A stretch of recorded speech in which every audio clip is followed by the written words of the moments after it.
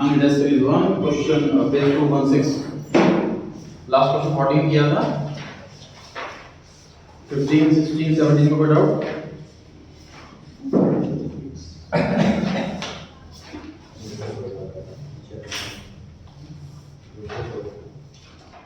20 तक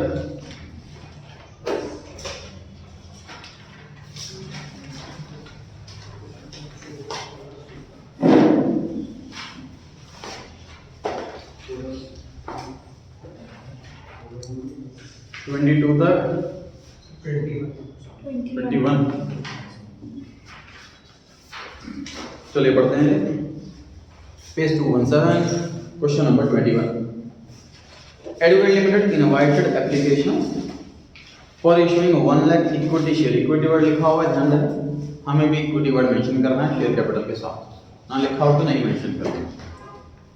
of ₹10 each, face value 10 रुपए है। The shares were issued at a premium of 60%, 10 रुपए का फेस वैल्यू, 6 रुपए का प्रीमियम, इश्यू प्राइस हो गया 16।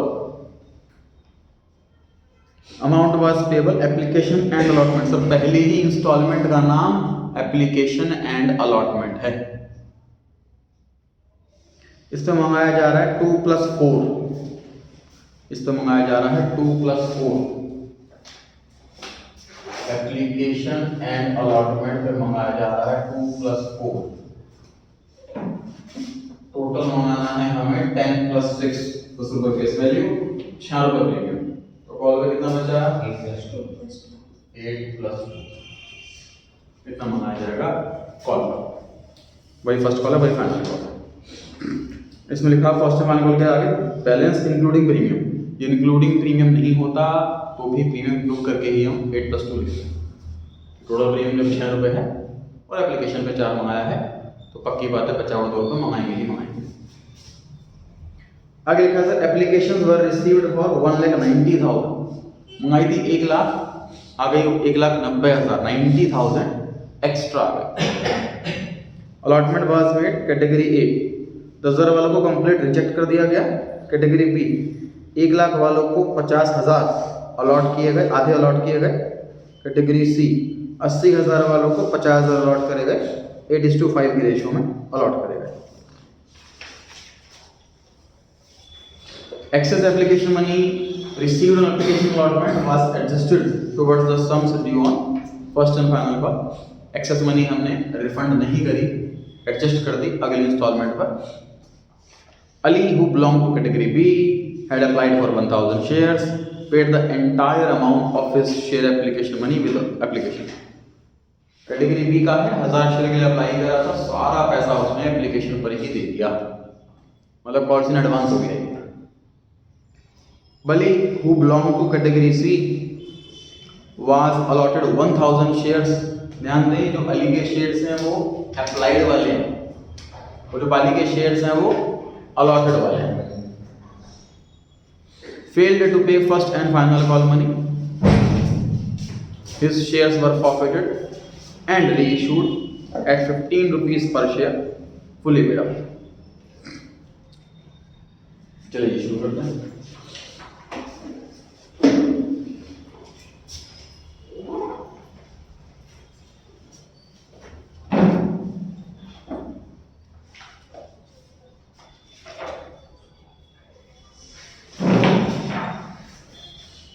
क्वेश्चन में साफ साफ मेंशन है सर पहली इंस्टॉलमेंट का नाम ही एप्लीकेशन एंड अलॉटमेंट है, तो हमें वही टर्म मेंशन करनी होगी, टू शेयर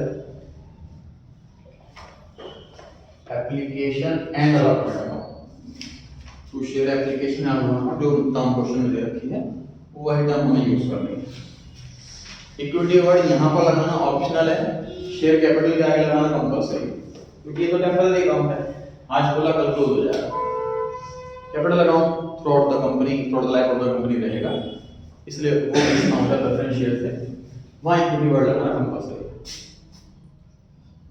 अच्छा सपोज ये वाली का चक्कर नहीं होता तो क्या करते सर, हम सिंपल करते हैं कि 1,90,000 इनटू में 6 ये कर देते हैं। अगर ये दोनों पार्टनर दोनों शेड्यूल का चक्कर नहीं होता, टोटल एप्लीकेशन आई 1,90,000, एप्लीकेशन मनी 96, ये सिंपल हो जाता।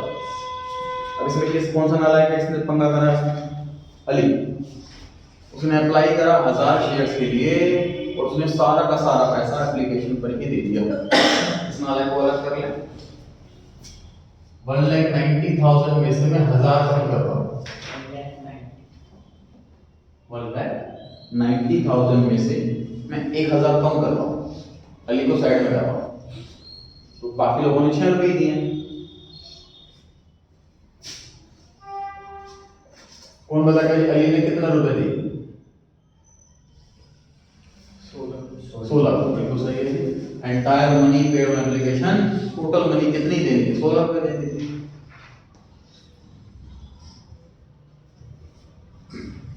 तो इस अली से 1000 × 16 रुपए आए होंगे। जब इसने फॉर्म भरा होगा तो नंबर ऑफ एप्लीकेशन में 1000 लिखा होगा और 16 रुपए का उसने पैसे जमा करा।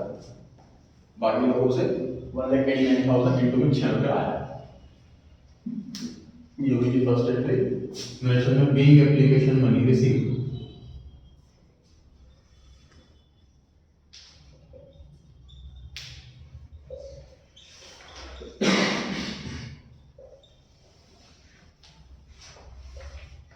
फिर एप्लीकेशन एंड अलॉटमेंट अकाउंट पे debit.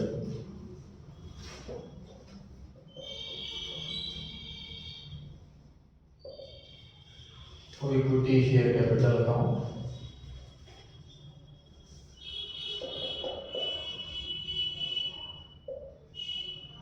to securities premium account, to bank account,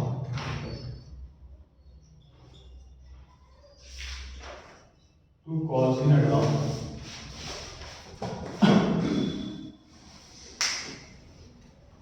application loan command generally ऐसा किया जाता है जब कंपनी को एप्लीकेशन का जितना पैसा कंपनी को अभी चाहिए वो सारा 2 इंस्टॉलमेंट ही हो जाए। 1 इंस्टॉलमेंट में मंगाना चाहते हैं एप्लीकेशन में मान लो लोन का पैसा दी तो से लॉट कर देंगे, फिर जब चाहिए होगा तब मांगना भी पैसा कॉल, मतलब टोटल 2 इंस्टॉलमेंट चाहती है कंपनी, 3 इंस्टॉलमेंट का चक्कर नहीं चाहती।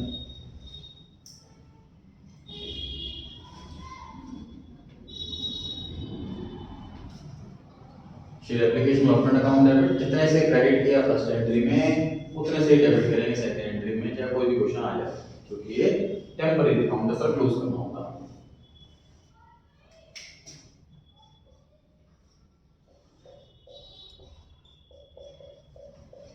ध्यान रहे हम जो ये मल्टीप्लाई वगैरह करके लिख रहे हैं एग्जाम में इसके ना मार्क्स मिलने ना मार्क्स कटने, सॉल्व करके जो आउटर कॉलम में लिखोगे उसी के मार्क्स मिलने, तो ऐसे करके नहीं छोड़ना।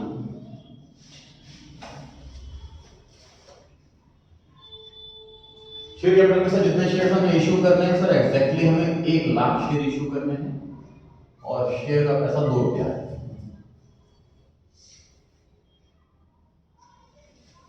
सर एग्जैक्टली हमें 1 लाख शेयर इशू करने हैं और प्रीमियम का पैसा 4 रुपया है।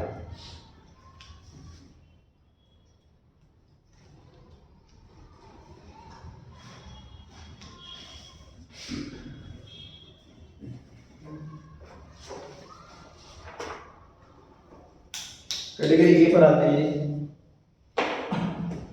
10,000 एप्लीकेशन पे रिजेक्ट कर दी तो पक्की बात है पैसा रिफंड कर दिया होगा। जब हम एक भी शेयर नहीं दे रहे हैं इनको तो एडजस्ट करेंगे कहाँ, रिफंड ही करना पड़ेगा। 2 बैंक में आकर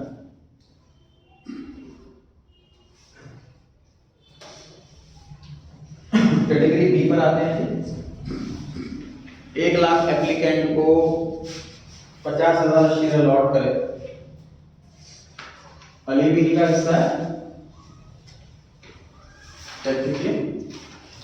अली भी ई का हिस्सा है,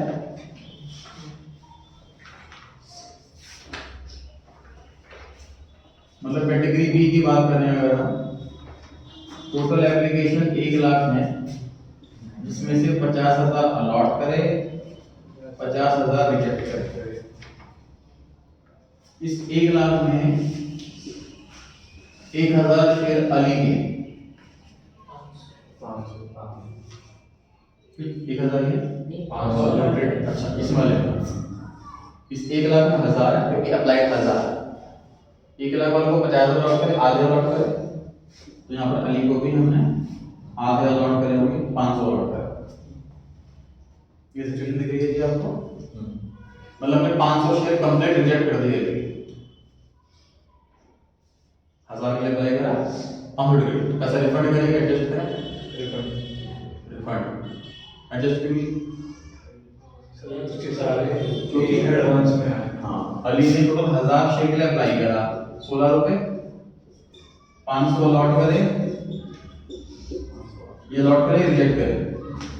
अब इसका पैसा एडजस्ट करेगा ना, सारा का सारा आ गया है ना, 16 रुपए पूरा आ गया, तो एडजस्ट करेंगे कहाँ, रिफंड ही करना पड़ेगा।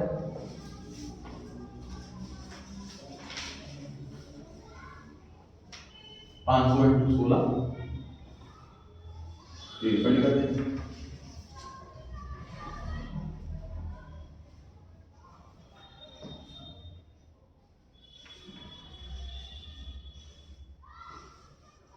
ये जो कैटेगरी बी वाले हैं, इसमें से जरा अली को साइड करते हैं। अभी तो में क्या दिख रहा है कि 1 लाख वालों को 50,000 दिए, ये दिख रहा है ना, इसमें से अली को हटाओ, कैसे लिखोगे मैं इसको,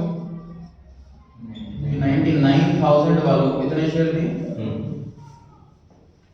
1 लाख में 1000 जुड़ा हुआ अली का, और 50,000 में 500 जुड़ा हुआ अली का, अली को साइड कर दिया, ये बच गया। तो इनकी एक्सेस मनी कितनी बची जो एडजस्ट करनी है,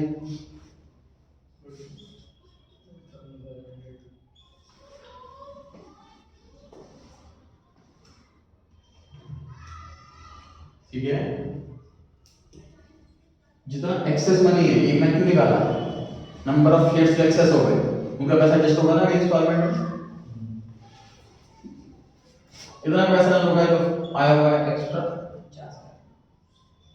6 रुपए। फिर समझो, कैटेगरी वन अली को हटा दिया मैंने, इन लोगों ने अप्लाई करा 99,000 शेयर्स के लिए और सबने 600 रुपए दिए। हमने इनको क्या बोला कि आपको इतने शेयर दिए जा रहे हैं, इतने शेयर नहीं दिए जा रहे हैं, है ना। तो ये पैसा चला गया एप्लीकेशन में, ये एक्स्ट्रा पैसा बच गया, हम कह रहे रिफंड नहीं कर रहे आपको, अगली इंस्टॉलमेंट एडजस्ट कर देंगे, एक पैसा शिफ्ट करेंगे इंस्टॉलमेंट में, और इंस्टॉलमेंट 26, ठीक है। समझ आ रहा है यहाँ तक। कैटेगरी को 80,000 एप्लीकेंट अलॉट करे 50,000 शेयर, कितना पैसा एक्स्ट्रा बचा इनका, 30,000।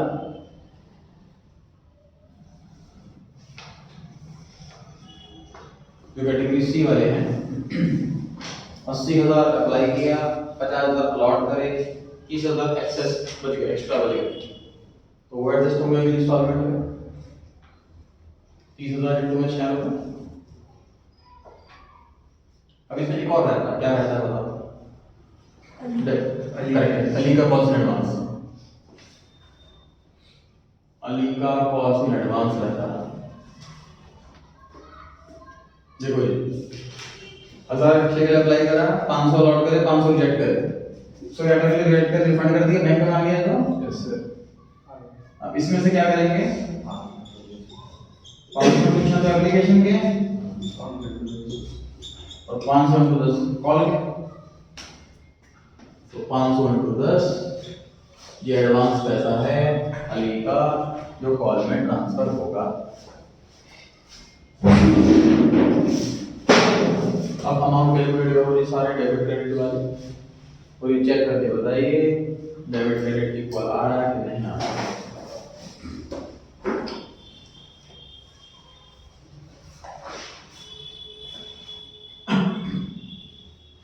इस क्वेश्चन में एप्लीकेशन पर एडवांस हो जाए ना, फुल मनी को दे दे, तो उसमें थोड़ा सा कॉम्प्लिकेशन फर्स्ट और सेकंड एंट्री में हो जाता है, लेकिन इसे कॉम्पेंसेट करने के लिए आगे के एंट्री क्वेश्चन बहुत इजी कर देता है। इस क्वेश्चन में जो फॉर फीचर है वो कॉल के बाद थोड़ा इजी हो गया, इशू इजी कर देते हैं।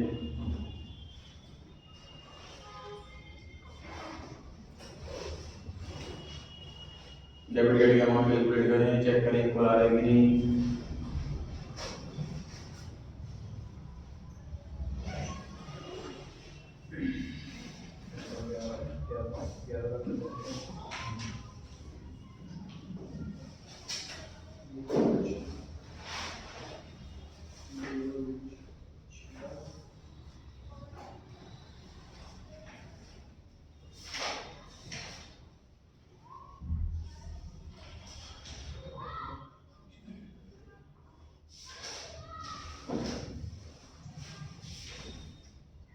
पर एंट्री पर आता है सर। सेकंड एंट्री के नरेशन है बीइंग शेयर्स इशूड या फिर बीइंग शेयर्स अलॉटेड। ये सेकंड एंट्री की नरेशन है।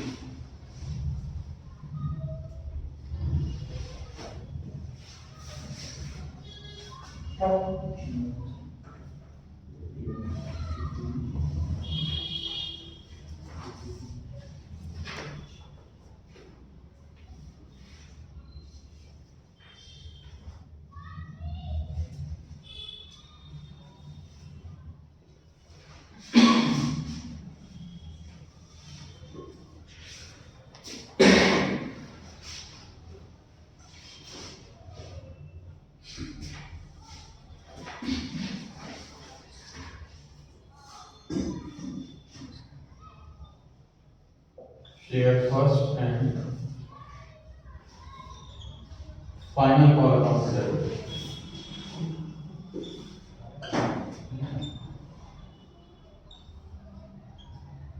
To equity share capital account.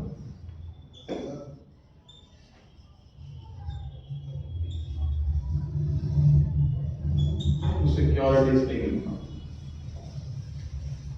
पहले बार कॉल थर्ड एंट्री के अंदर आ गया क्योंकि आपने एप्लीकेशन के साथ आ गया। बेसिकली इस क्वेश्चन में दो इंस्टॉलमेंट है तो दो इंस्टॉलमेंट की चार एंट्री होगी और फीचर रेशियो बोला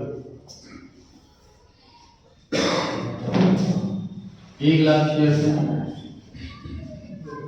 सभी को 1 लाख से मल्टीप्लाई टोटल मंगाने हैं 10 रुपए, शेयर के 8 रुपए और प्रीमियम के 2 रुपए।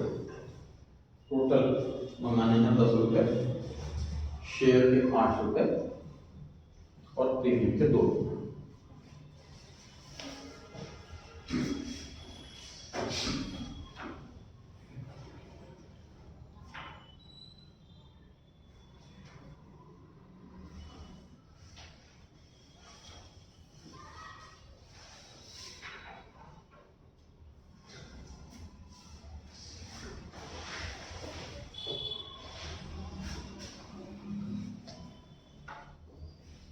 फोर्थ एंट्री कॉल का पैसा मिलने की एंट्री ट्राई करके देखिए हमारे खुद से।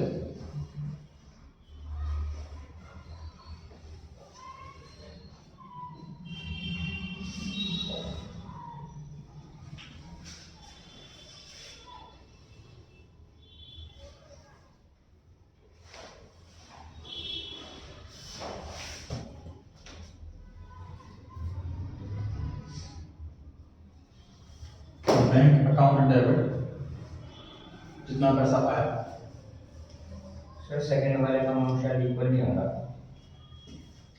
और आज किसी और में भी इक्वल आ रहा है अमाउंट बोले एक बार डेबिट साइड में 11,50,000 2 लाख 2 lakhs 4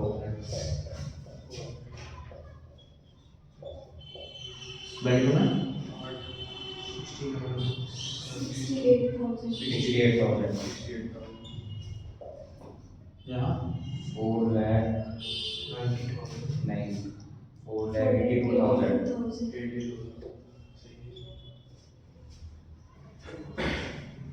चेक करो 10 सही बात है। सही है। सही आ रहा है देख बस कर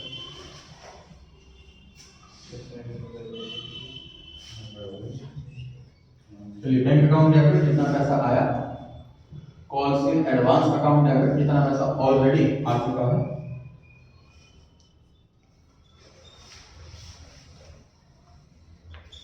calls in arrears account debit जितना पैसा मंगाया और नहीं आया,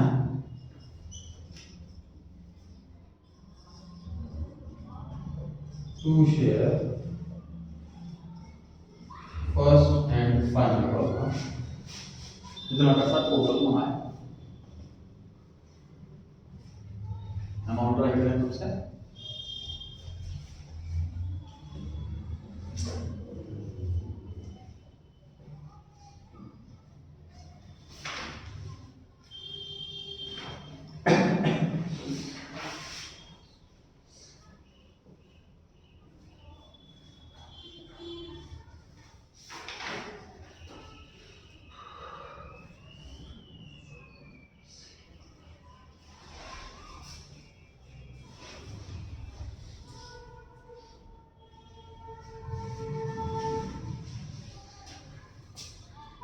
फर्स्ट वाला अकाउंट में सर जितने से डेबिट उतने से क्रेडिट अभी जो अकाउंट क्लोज होगा, ये डेबिट हुआ था 1 लाख इंटू 10 से, तो क्रेडिट भी होगा 1 लाख इंटू 10 से।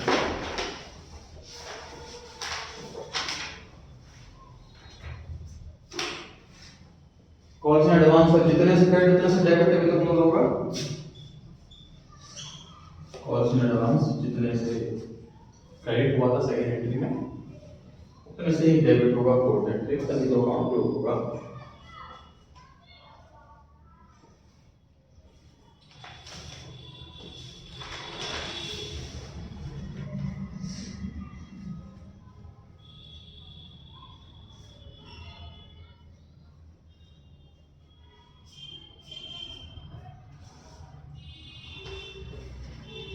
अब बस कॉल्स इन एरियर्स के लिए जो दूसरा वाला नॉलेज है उस पर कैलकुलेशन की जाएगी।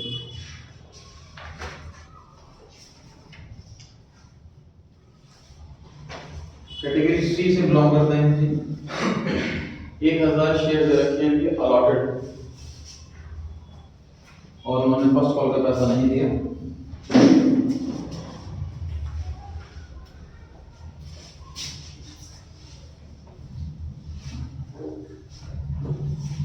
वर्किंग नोट बनाने की नीड है कि नहीं है इस क्वेश्चन में? है। वर्किंग नोट नीड है कि नहीं, कैसे पता लगता है sir?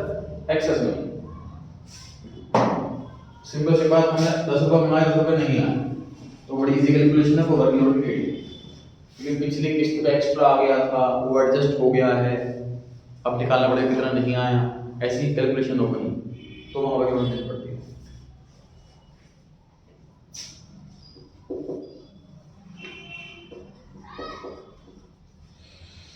Working note number 1, calculation of calls in arrears.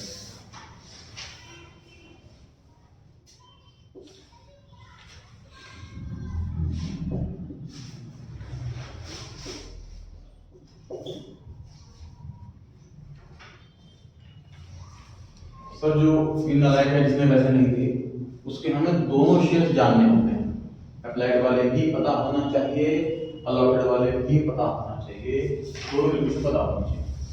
Question में कोई ना कोई एक दे रखा होता है और फिर हमें दूसरा फाइंड आउट करना पड़ता है। इस क्वेश्चन में दे रखा अलॉटेड वाला और हमें निकालना पड़ेगा अप्लाइड वाला।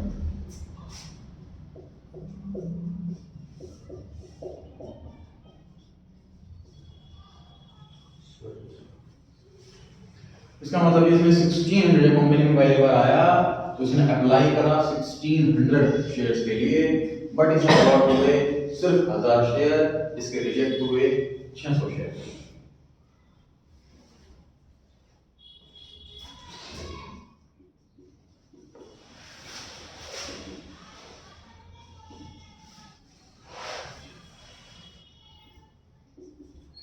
कॉल मनी ड्यू, इस बार अलॉटमेंट नहीं बोलेंगे, अलॉटमेंट एप्लीकेशन के साथ में इस बार कॉल मंगाई जा रही है। कॉल मनी ड्यू कैसे निकालेंगे बताइए?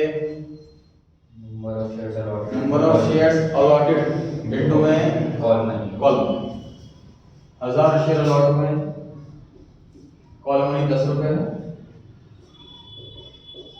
10,000 रुपए। कितना पैसा मंगाया गया माइनस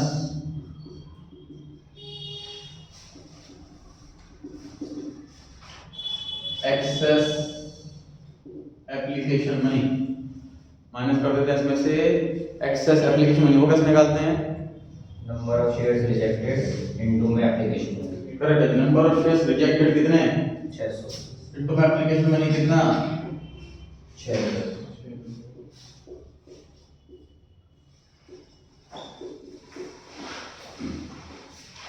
अब आया है जी कॉल्स इन एरियर्स 6400।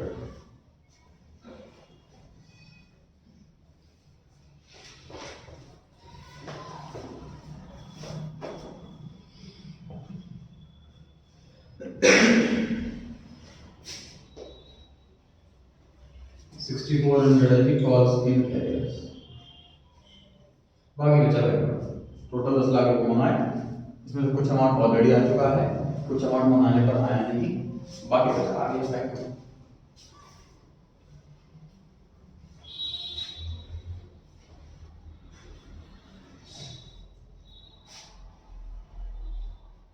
बताइए कितना आया है इनका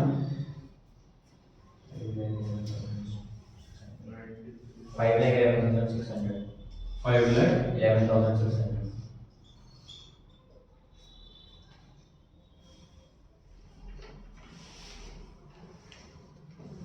इसके बाद कौन सा एंटर करने की बताइए formation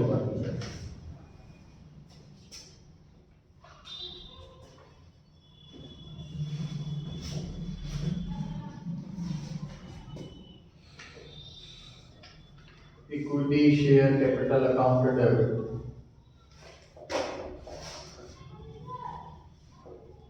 securities premium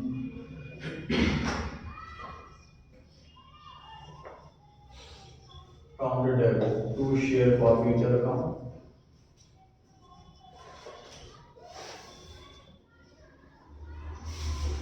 two calls in arrears कितने शेयर फॉरवर्ड करना है सर 1000 शेयर फॉरवर्ड कर रहे हैं 1000 से मल्टीप्लाई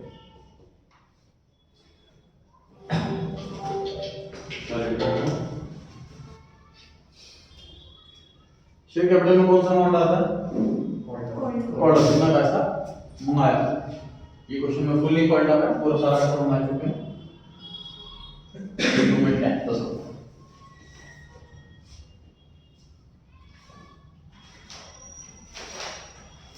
सिक्योरिटीज प्रीमियम डेबिट कब होता है दो कंडीशन कॉल्ड हो और अनपेड एप्लीकेशन पे है 4 रुपए कॉल पे है 2 रुपए कॉल्ड पेड बताइए कॉल्ड है कि नहीं हाँ. पेड है कि नहीं हाँ. कॉल्ड है कि नहीं हाँ.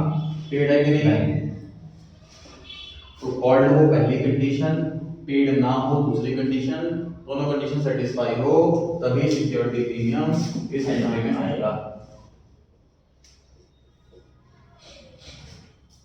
2 रुपए का प्रीमियम कॉल्ड भी है और अनपेड भी है इसलिए वो डेबिट बता रहा है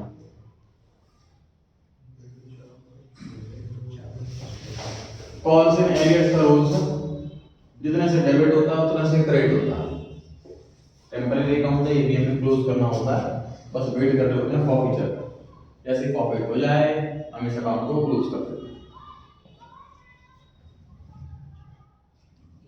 अब शेयर ऑफिसर का अमाउंट बैलेंस शीट से निकालना माइंड से निकालना कैलकुलेशन से निकालना फिर उसके बाद चेक करना डेबिट क्रेडिट पर आ रहा है कि नहीं तो कंपनी का पहली बार आया तो उसने 1600 शेयर्स के लिए अप्लाई करा और 6 रुपए पर शेयर जमा कर दिया जब कंपनी में पहली बार आया तो उसने 1600 शेयर के लिए अप्लाई करा और 6 रुपए पर शेयर जमा कर दिया इसमें से जो प्रीमियम में चला गया वो फॉरवर्ड नहीं कर सकते प्रीमियम में कितना चला गया 1000 शेयर के 4 क्योंकि हमने इसको सिर्फ 1000 शेयर ही अलॉट करे तो प्रीमियम में भी सिर्फ 1000 शेयर का पैसा ही ट्रांसफर करेंगे 4 रुपए पर शेयर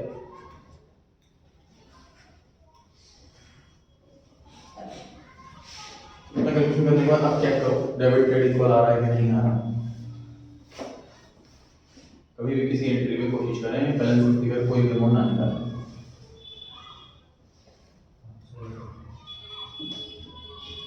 एग्जाम में स्पीड रखिए सिर्फ और सिर्फ हाथ चलाने में माइंड चलाने में नॉर्मल स्पीड जो अपनी स्पीड है कैलकुलेशन जो नॉर्मल स्पीड जो अपनी स्पीड है क्वेश्चन रीडिंग में नॉर्मल स्पीड जो अपनी स्पीड है जब पेपर कितने लेंथी टाइम कितना ही कम अच्छा इसके बाद क्या रीइशू भी कर दिए 15 रुपए का रीइशू करें डिस्काउंट है कि प्रीमियम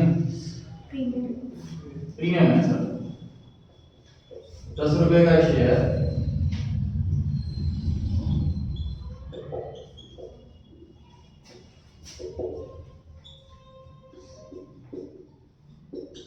हम इशू कर रहे हैं 15 में 5 रुपए का फायदा हो गया जब भी शेयर महंगा बिके तो हम वो एक्सेस मनी सिक्योरिटीज प्रीमियम में ट्रांसफर करते हैं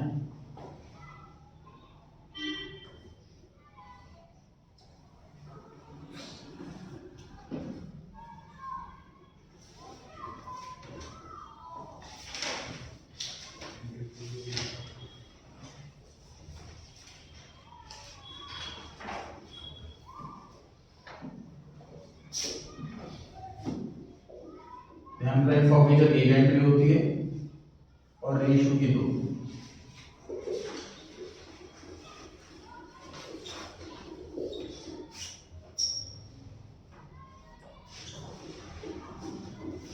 सारे के सारे शेयर रेशियो कर दिए तो बिना फॉर्मूले से सॉल्व कर सकते हैं। कितना अमाउंट आया था यहाँ पर 5600। 5600. अमाउंट फॉरफिट किया, डिस्काउंट कुछ दिया ही, सारा का सारा काट लेते हैं।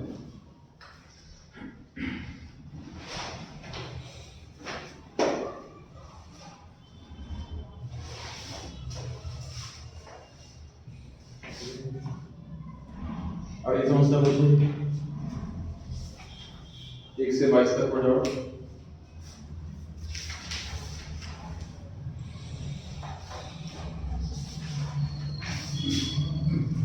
तो मैंने इसी कर लिया था, इसको डाउट है कि सही है कि गलत है वो पता नहीं। क्लास लेवल चेक कर लो, इससे आंसर हो गया है। बस ये श्योर करना है कि डाउट लग रहा है इस क्वेश्चन में, वो क्लास लेवल पे चेक करा लें। क्वेश्चन सारे खुद के बनाए हुए हैं मेरे, इसलिए आंसर इससे अवेलेबल नहीं है। इसे नोट किए होते हैं तो आंसर नोट कर लेता हूँ वहाँ से।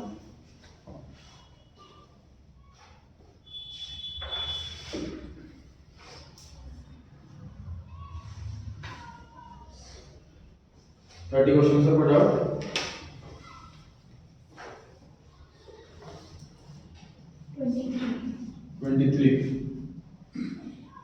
23 में लिखा है why loose tools and stores and spares are not included in current assets while calculating current ratio।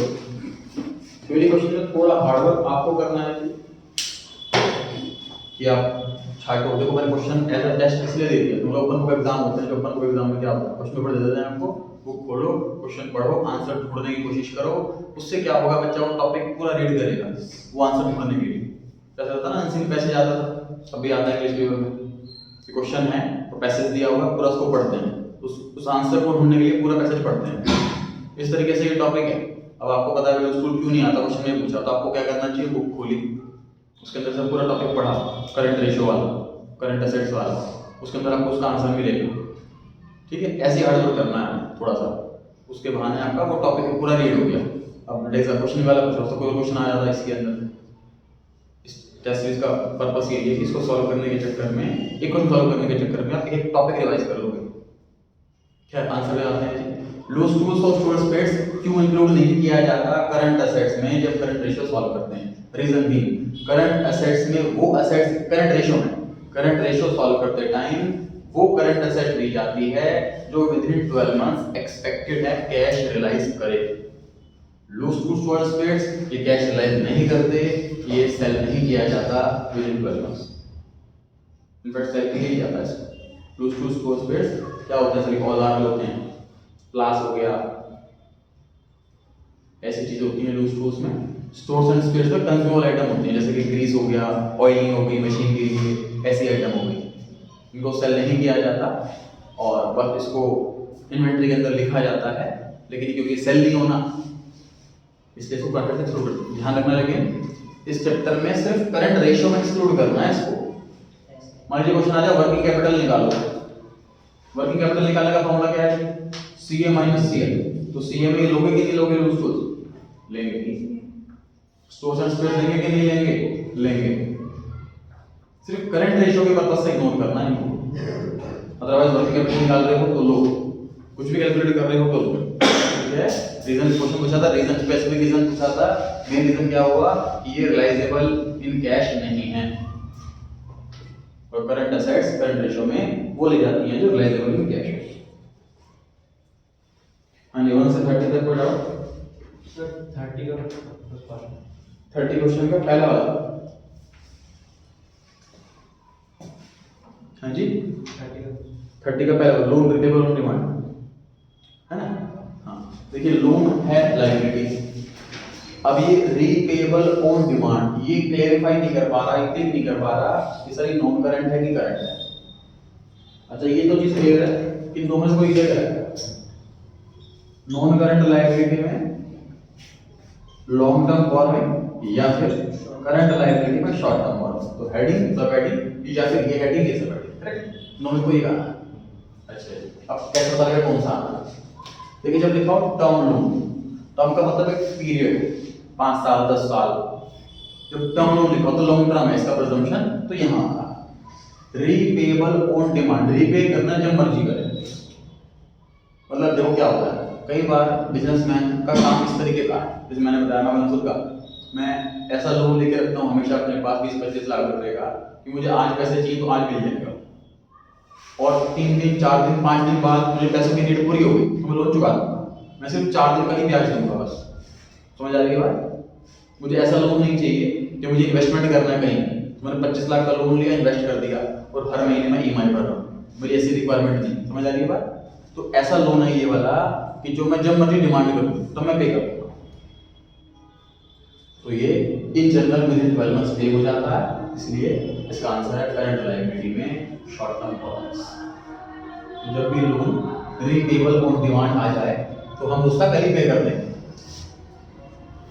Sir ऐसी लायबिलिटी बताइए जो 12 महीने के बाद पे करनी है वो एनसीएल, जो अप टू 12 मंथ्स पे करनी है वो सीएल, जो कभी भी हो सकती है, हो सकता 4 महीने हो सकता 4 साल बाद, वो कहाँ लिखोगे? सीएल। ठीक है, जो कंफर्म 12 महीने के बाद पे करनी है वही एनसीएल में लिखी जाती है। चलिए सर हाँ कैश इन हैंड कौन सी एक्टिविटी है? एक्टिविटी है ही कोई, देखो पता है एक्टिविटी, सुनो आपने क्वेश्चन समझना। बिल्डिंग 4 लाख, जनरेटर क्या होती है? बिल्डिंग अकाउंट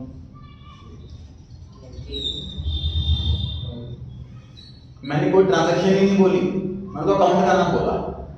बिल्डिंग 4 लाख, मैंने देखो जनरेटर होती है ट्रांजैक्शन की, मतलब मैं बोलूँ बिल्डिंग खरीदी है तो आप एंट्री बोलोगे, या बोलूँ बिल्डिंग बेची है या बिल्डिंग पर डेकोरेशन लगा है ना, मतलब कुछ ट्रांजैक्शन कुछ लेन देन होना चाहिए ना, तो उसकी एंट्री होती है।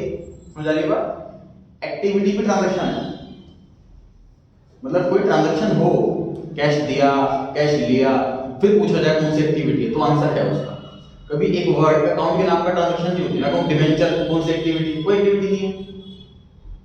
शेयर कौन सी एक्टिविटी? कोई एक्टिविटी नहीं है। शेयर इशू करना एक्टिविटी है, फाइनेंसिंग। डिवेंचर इशू करना एक्टिविटी है, financing.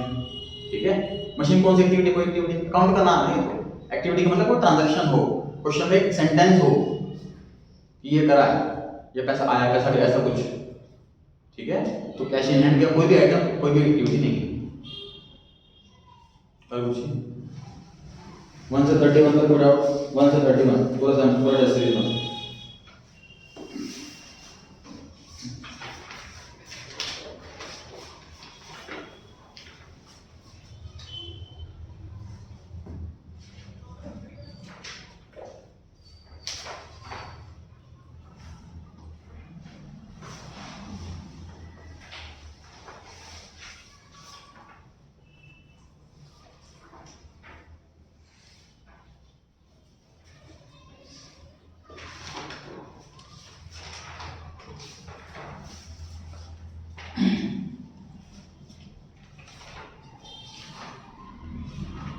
One question sir cash flow, इसमें मुझे मशीनरी वाला पॉइंट बताओ, ट्रेडिंग ऑपरेटिंग में क्या आएगा, इन्वेस्टिंग में क्या आएगा, चेक कराएगा। ओनली मशीनरी, मशीनरी के रिगार्डिंग, मशीनरी में देखो मशीनरी भी है, उस पर डेप्रिसिएशन भी है, उसकी सेल भी है, उस पर गेन भी है, मतलब मशीनरी के रिगार्डिंग सारा पॉइंट आप कंसीडर कर लो अच्छे से, बैलेंस शीट के अंदर भी, नोट्स टू अकाउंट्स के अंदर भी, एडजस्टमेंट के अंदर भी, और फिर फाइंड आउट करो ऑपरेटिंग में क्या क्या आएगा, इन्वेस्टिंग में क्या क्या आएगा, वो चेक कराओ, ट्राई कीजिए। टेस्ट सीरीज 2 करके लेना नेक्स्ट क्लास में तैयार।